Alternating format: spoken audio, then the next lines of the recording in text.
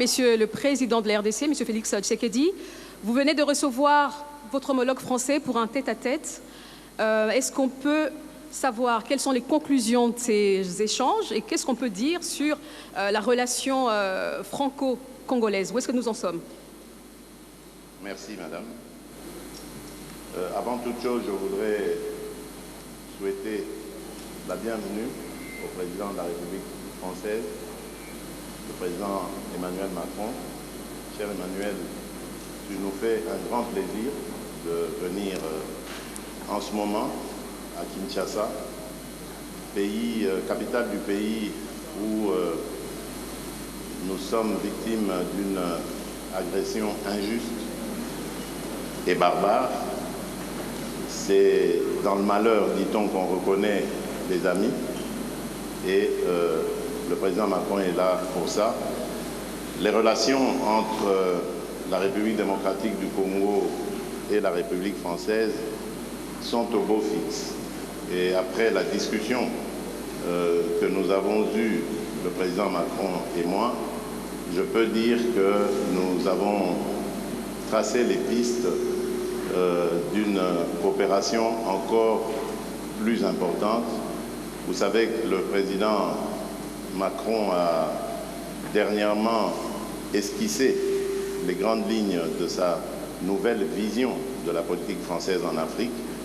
Je l'ai encouragé à ce sujet parce que j'estime que la France-Afrique est dépassée et que si la France veut être aujourd'hui en compétition avec tous les autres partenaires de l'Afrique, elle doit se mettre au diapason, évidemment, de la politique africaine par rapport, évidemment, à ce que les peuples africains veulent et de la manière dont les peuples africains regardent désormais les partenaires de coopération au développement avec qui ils sont en contact.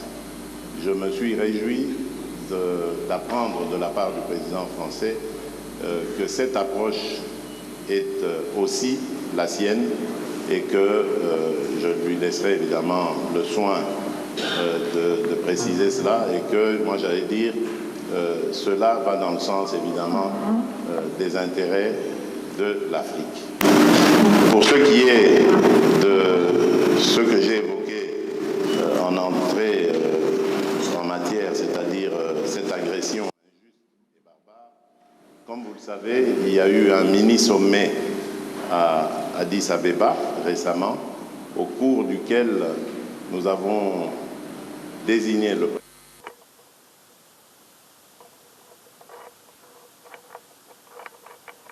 désigné par la communauté d'Afrique de l'Est, l'ancien président kényan, Uhuru Kenyatta. Nous leur donc avons confié la mission d'approcher les rebelles, les terroristes du M23 et le processus est en cours. Je n'en dirai pas plus.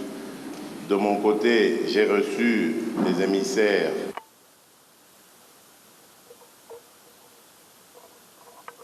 dans Macron, qui lui-même a récemment visité l'Angola et rencontré le président Lourenço, et il peut aussi, s'il le veut, dire ce qu'il en pense. Moi, je reste, comme vous le savez, toujours sur ma position. Je demande à voir, parce que nous ne sommes pas au premier processus près. Les cessez-le-feu, nous les avons déjà décidés depuis le processus de Nairobi. Ensuite, il y a eu celui de Luanda, où il y a eu encore un cessez-le-feu, plus un calendrier qui commençait le 25. Après le cessez-le-feu, il y avait le retrait jusqu'au 15 janvier, et puis ensuite le vent. Cela n'a été fait. Nous demandons à voir. Nous donnons la chance à la paix, car comme je vous l'ai dit, ma présidence, elle est destinée plutôt à favoriser la cordiale entente entre les peuples, à commencer par les peuples des pays voisins. Donc je ne mettrai jamais d'entrave à tout ce qui peut aller dans le sens de respecter ou de promouvoir plutôt le processus de paix et de stabilité dans la région. Pour le reste, nous avons parlé des problèmes d'échange économique, des attentes qui sont celles de la RDC. Et là, j'ai eu vraiment le plaisir de constater qu'il y a un engouement certain de la part de la France à vouloir s'engager aussi dans cette compétition que j'évoquais tout à l'heure, dans le business, dans les affaires en République démocratique du Congo, dans des partenariats que nous voulons gagnant-gagnant, que tout le monde s'en sorte heureux et avec le sentiment d'avoir réalisé des partenariats qui sont satisfaisants. Nous avons évoqué également le problème des forêts. Il revient d'ailleurs de Libreville, où il a participé au sommet One Forest Summit. C'est un sommet qui a pris en compte, qui s'est plutôt attardé sur la forêt tropicale, la forêt du bassin du Congo, qui, comme vous le savez, aujourd'hui est le premier poumon de l'humanité et un atout formidable pour la lutte que nous menons tous contre le réchauffement climatique. Là aussi, nous avons la forêt du bassin du Congo, qui, comme vous le savez, aujourd'hui est le premier poumon de l'humanité et un atout formidable pour la lutte que nous menons tous contre le réchauffement climatique. Là aussi, nous avons développé une série d'idées et nous sommes arrivés aussi à des conclusions de partenariat importants pour à la fois mettre en avant cet atout considérable qu'est la forêt, mais également comment, par la transformation sur place, la transformation locale, nous pouvons créer de la richesse et des emplois. Bref, une dynamique économique qui peut être favorable à nos pays. Là aussi, la France accepte de s'impliquer, de nous suivre. C'est une très bonne chose. Enfin, les minerais stratégiques, nous les avons évoqués. La France veut faire partie du débat. Ce qui m'a le plus intéressé, c'est ce partenariat qui va être conclu, je crois, avec la firme française BRGM, qui va nous apporter son savoir-faire et nous accompagner dans la certification de nos minerais, la cartographie, et plus tard, évidemment, ça nous aidera à pouvoir mieux exploiter ces domaines. Donc voilà en bref ce que nous avons passé comme sujet. Et je peux dire en conclusion que la France revient en force en République démocratique du Congo. Nous espérons simplement que cela n'est pas juste un feu de paille et que ce sera vraiment un vrai départ à nouveau, parce que le président a fait d'ailleurs le constat qu'il n'y a pas beaucoup de firmes françaises en République démocratique du Congo en particulier, mais même aussi en Afrique en général, et qu'il serait temps que la France redevienne encore plus présente. Ce sera tant mieux pour nos relations, tant mieux pour les affaires, tant mieux pour l'emploi. Voilà, mesdames et messieurs, ce que je peux dire en substance, en attendant évidemment les questions des journalistes. Merci, je vous remercie. Merci beaucoup. Monsieur le Président Macron, c'est votre première visite officielle en République démocratique du Congo, le plus grand pays de la francophonie. Mais vous arrivez quand même à un moment assez particulier où il y a une dégradation de la situation sécuritaire dans la partie est du pays. Quel serait votre premier message au peuple congolais qui vous suit en ce moment, pour ne pas dire celle de l'Est en particulier? Merci beaucoup, Madame. Monsieur le Président, cher Félix, Monsieur le Premier ministre, Mesdames et Messieurs les ministres, Mesdames et Messieurs les parlementaires, ambassadeurs, chers amis. D'abord, je veux dire combien je suis heureux d'être aujourd'hui pour ma première visite, en effet, en République démocratique du Congo, dans cette salle historique pour l'histoire de votre nation. Et après avoir accueilli comme invité d'honneur le président, en particulier au Forum sur la paix en 2019, puis retrouvé lors du sommet sur le financement des économies en 2021, il était grand temps que, à mon tour, je vienne. Alors cette visite est la dernière étape, le point d'orgue en quelque sorte d'une tournée de 4 jours qui m'a conduit de Libreville à Luanda puis Brazzaville jusqu'à vous, Kinshasa. Et c'est ici en effet que se jouent nombre de combats du siècle, y compris ceux que nous avons portés ces derniers jours, celui pour la forêt et justement ce trésor du bassin du fleuve Congo. Alors cette visite, vous l'évoquiez à l'instant, arrive à un moment particulier pour la République démocratique du Congo et j'en mesure toute la gravité. Elle intervient à un moment, vous l'avez dit, Président, où une région, un peuple, un pays, vit le nouvel acte d'une tragédie qui, depuis près de 30 ans, ne s'est jamais vraiment éteinte. Des centaines de milliers de Congolais revivent le cauchemar de la guerre, de la fuite, du dénuement absolu. Une ville, Goma, est à nouveau sous la menace d'une rébellion qui emprunte de nouveaux acronymes, aujourd'hui le M23, mais dont le visage et les soutiens extérieurs et l'agenda sont connus. La France ne s'est jamais résignée à une soi-disant fatalité de l'histoire et à ce que l'horreur de la guerre puisse se répéter. Parce que la guerre qui revient, c'est ajouter des morts aux morts et des drames aux drames. Et en disant cela aujourd'hui, je veux également pleinement mesurer le poids de l'histoire, les drames qui se sont joués dans votre pays, les crises et guerres précédentes, qui nécessiteront que la justice pour le temps présent et la justice pour les crimes passés puissent passer. Face à une histoire dont le nombre de victimes équivaut à celui des guerres mondiales que nous avons vécues, la France ne prétend pas, et je ne prétends pas, avoir seule une solution. La solution est dans un réveil collectif, dans la prise de conscience qui se joue ici, qui est l'affaire de tous et de toute la région. Et aux crimes et aux tragédies qui se déroulent sous nos yeux, nous ne devons pas ajouter l'oubli et l'abandon. Alors je souhaite aujourd'hui que la France reste fidèle à son rôle d'allié indéfectible de la RDC pour défendre son intégrité et sa souveraineté. La République démocratique du Congo ne doit pas être un butin de guerre. Le pillage à ciel ouvert de la République démocratique du Congo doit cesser. Ni pillage, ni balkanisation, ni guerre.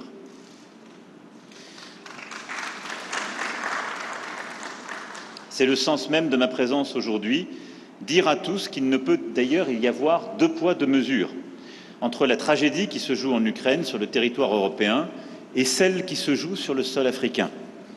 Et la solidarité ne saurait être à géométrie variable.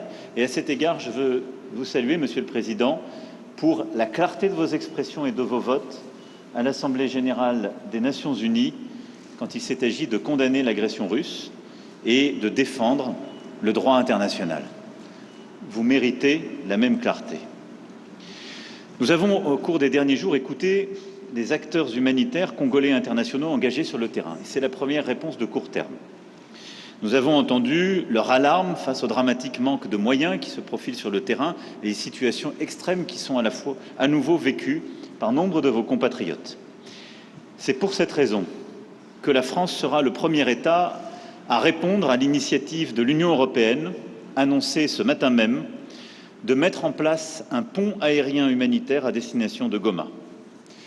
Nous allons débloquer une contribution immédiate de 34 millions d'euros d'aide humanitaire, laquelle s'ajoutera au montant de près de 50 millions annoncés par l'Union européenne.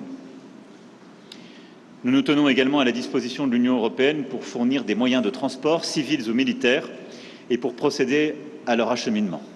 Je veux ici remercier le commissaire européen Lenarčič d'avoir amorcé cette solidarité européenne qui se concrétisera dans les jours qui viennent par l'acheminement de plusieurs tonnes de matériel humanitaire au profit des populations déplacées dans la région de Goma et dans toutes les régions qui ont été affectées par ces mouvements rebelles et ces groupes terroristes.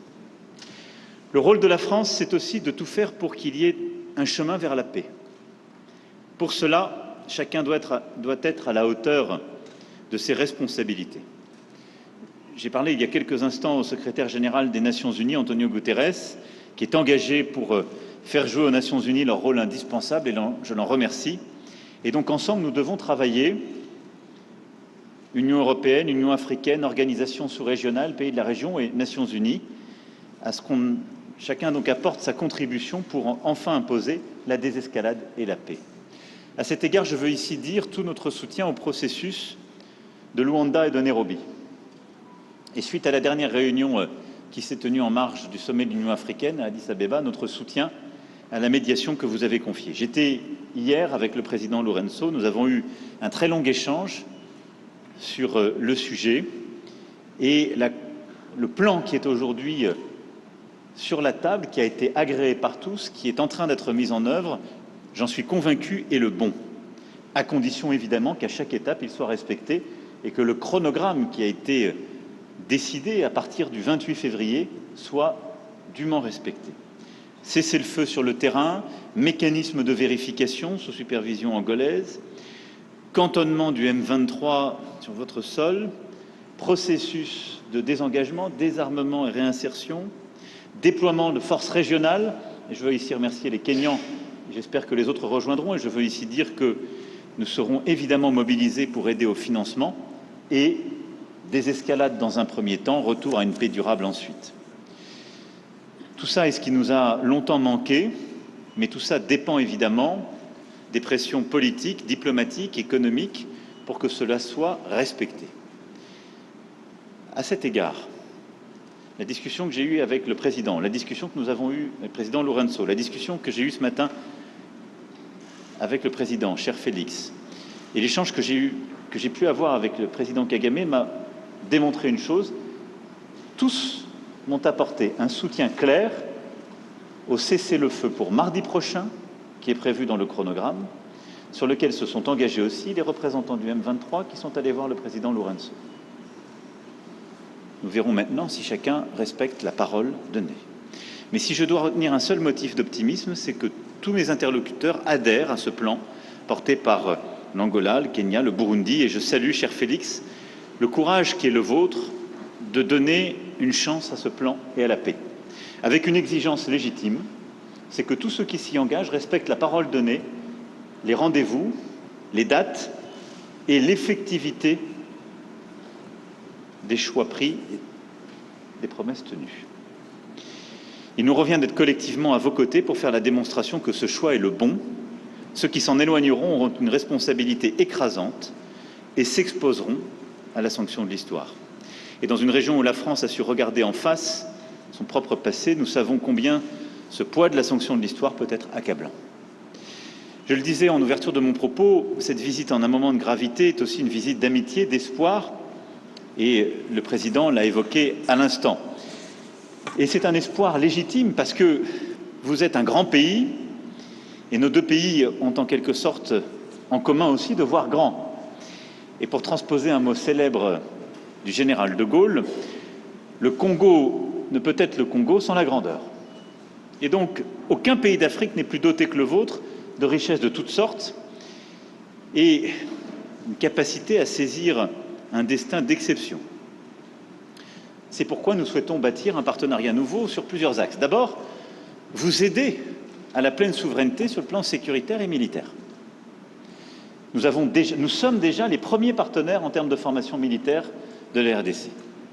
Nous souhaitons faire davantage parce que la condition pour qu'il y ait, dans la durée, la fin des pillages, la fin du risque de balkanisation que j'évoquais, c'est qu'il y ait le retour de l'État régalien et des conditions de cet État régalien partout sur le territoire. Nous souhaitons être des partenaires dans la durée de ce travail. Formation, équipement, capacité à être à vos côtés, ça correspond au nouveau partenariat qui est le nôtre. Deuxièmement, c'est sur le terrain économique, vous l'avez dit. Nous allons cet après-midi, dans une conférence économique, illustrer ce que je disais lundi. Nous répondons aux demandes qui sont les vôtres, on ne vient pas plaquer des solutions, on vient avec des entreprises de toute taille, de tous ordres et beaucoup d'entreprises nouvelles. Nous assumons d'être là, y compris pour défendre nos intérêts économiques, et on le fait en amenant avec nous toutes les compétences, et y compris les Européens. Et je me félicite que 2 commissaires européens seront à nos côtés cet après-midi. C'est pas simplement la France, mais la France et l'Europe, sur la base d'un partenariat équilibré et respectueux, et des services urbains si importants pour vous, on l'évoquait ensemble, du numérique jusqu'au domaine minier, où nous souhaitons travailler avec vous pour bâtir un cadre de confiance qui permettra une exploitation au service des Congolais, dans les meilleures conditions scientifiques, permettant justement la coopération et notre expertise. C'est, je crois, la clé de ce partenariat économique qui nous permettra aussi de faire mieux. Parce que l'Afrique est un théâtre de compétition. Il faut que cette compétition se fasse dans un cadre loyal, qui serve les intérêts des populations, qui aide à lutter contre la corruption, mais où nous avons notre place à jouer, ni plus ni moins. Ensuite, après le sécuritaire et l'économique, c'est la science et la recherche. J'aurai cet après-midi l'occasion et l'honneur d'être reçu par le professeur Muyembe, découvreur du virus Ebola, dans ce fleuron de la recherche scientifique congolaise et africaine qui est l'Institut national de recherche biomédicale. Et je veux ici d'ailleurs rappeler combien la France a été engagée dans cette lutte contre le virus Ebola avec les meilleures équipes de l'INSERM, de plusieurs de nos laboratoires, combien nos chercheurs, nos épidémiologistes sont venus. Yves Lévy avait eu cette mission confiée il y a quelques années, ici même, et je veux saluer cette coopération, mais l'INRB, dans le séquençage des virus les plus dangereux, dans la lutte contre la pandémie de Covid-19, dans la formation d'étudiants venus de toute l'Afrique, prouve tout ce qu'on peut accomplir quand notre coopération se donne les moyens. Et sur ce modèle qui est un fleuron de la coopération franco-congolaise, je souhaite qu'on aille beaucoup plus loin, et la ministre de l'Enseignement supérieur et de la Recherche pourra illustrer cette volonté dans de nombreux domaines d'échanges scientifiques et universitaires. Je souhaite aussi que nous puissions le faire dans les domaines de climat et de biodiversité autour de la question des forêts, si importante et que vous avez réévoquée. Enfin, voir les choses en grand, c'est le voir aussi pour la culture congolaise, c'est votre puissance, il faut l'exercer, c'est votre intérêt, c'est le nôtre, d'avoir en Afrique et dans le monde, si je puis dire, l'équivalent d'un Nigeria francophone. Les créateurs et entrepreneurs qui nous accompagnent avec la ministre amènent avec eux, outre un immense intérêt pour leurs homologues congolais, tous les outils et les réseaux pour l'aider à se développer dans nombre de domaines nouveaux. Jeux vidéo, séries télévisées, bandes dessinées, e-sport, univers virtuel. De nombreux domaines où la créativité, le génie congolais a sa place à jouer, sa vocation, et qui sont des moyens d'expression, de partage pour nos jeunesses, des moyens aussi de création, de développement de nos industries culturelles et créatives extrêmement importants. Et dans ce cadre, je veux ici dire combien, à mes yeux, la langue française n'est pas simplement un trait d'union, mais un trésor en partage dont vous êtes devenu le centre de gravité. Plusieurs présidents de la République sont venus avant moi ici pour parler de francophonie. Et lorsque François Mitterrand s'est rendu à Kinshasa en 1984, parler de francophonie, la défendait ici, la France était 2 fois plus peuplée que votre pays. Je viens ici devant vous en vous parlant de francophonie et en assumant totalement que vous êtes le premier pays francophone par votre démographie. C'est une force, une fierté, mais dont il faut tirer toutes les conséquences. C'est une communauté de langues, de valeurs, de solidarité, de progrès, d'exigence. C'est aussi une communauté de création, de dynamisme. Et je suis convaincu que la vocation qui est celle de la République démocratique du Congo est de prendre toute cette place, la première, dans la francophonie de demain. Et je souhaite qu'ensemble, on puisse bâtir les prochains rendez-vous et en particulier des annonces fortes lors du sommet de la francophonie que nous aurons organisé en France en 2024. Merci beaucoup. Merci.